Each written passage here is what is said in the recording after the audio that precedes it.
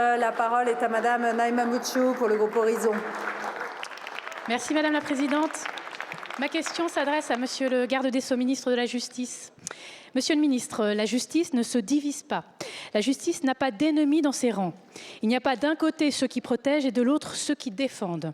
Il n'y a qu'une seule exigence, rendre une justice incontestable, efficace et rapide. Le groupe Horizon et Indépendant a toujours défendu une ligne claire, celle d'une institution judiciaire ferme qui frappe juste et fort ceux qui menacent notre sécurité. Le narcotrafic, l'immigration illégale, la criminalité organisée, la délinquance violente, notamment des mineurs, voilà des combats qui doivent être menés sans relâche, avec des moyens renforcés pour nos enquêteurs, nos policiers et nos magistrats. Mais cette fermeté ne peut pas reposer sur des raccourcis. Cette fermeté ne doit pas s'opposer au respect des droits de la défense.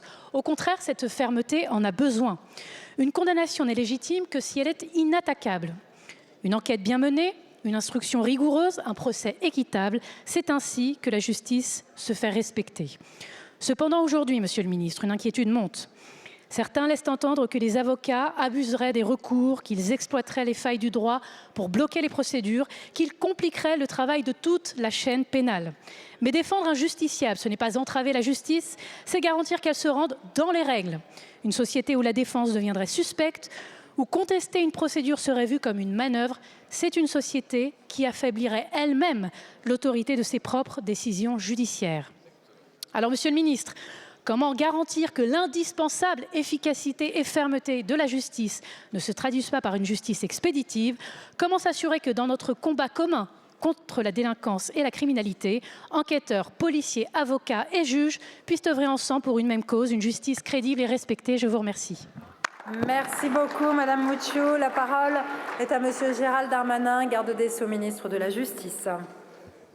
Merci, Madame la Présidente, Mesdames et Messieurs les députés, Madame la Présidente Moutchou. Comme garde des Sceaux, je veux redire ici que l'avocat ne se confond pas avec son client. Et que, évidemment, comme vous l'avez très bien dit, s'en prendre aux avocats, les insulter, les menacer, comme ça a été encore le cas récemment, comme c'est le cas d'ailleurs de magistrats ou des policiers et des gendarmes, est inacceptable en démocratie. Et j'ai apporté mon soutien immédiat, vous l'avez vu, auprès de la présidente du Conseil national des barreaux, pour les avocats concernés par ces gens qui confondent tout, avocats et clients, cause et défense, bien sûr, des personnes en France. Et je veux partager totalement votre constat. Vous m'évoquez d'autres sujets qui sont le lien que nous avons tous ensemble dans les métiers de la justice pour faire respecter le droit et avancer. C'est vrai pour résorber le délai d'audiencement qui est insupportable dans notre pays. 4000 procès criminels en attente pour diverses raisons qui ne sont pas propres évidemment aux questions de la défense, mais qui sont propres aussi aux questions de moyens, d'organisation et parfois de création du législateur. C'est aussi le cas, vous le savez, Madame la députée, sur un certain nombre, peut-être, et la loi sera là, je l'espère, pour le corriger, d'abus de droit qu'il faut corriger sans toucher au code de procédure pénale dans ses fondements. Il n'est pas tout à fait normal, vous l'avouerez sans doute avec moi, qu'on puisse faire plusieurs demandes de remise en liberté alors que la remise en liberté précédente n'a toujours pas été étudiée.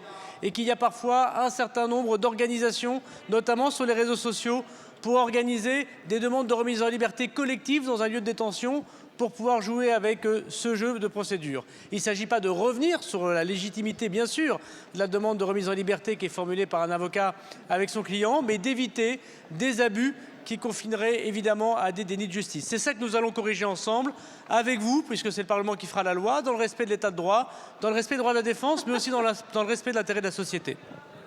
Merci beaucoup, Monsieur le ministre. Madame la vice-présidente. Merci, Monsieur le ministre. Vous nous trouverez à vos côtés dans ces combats.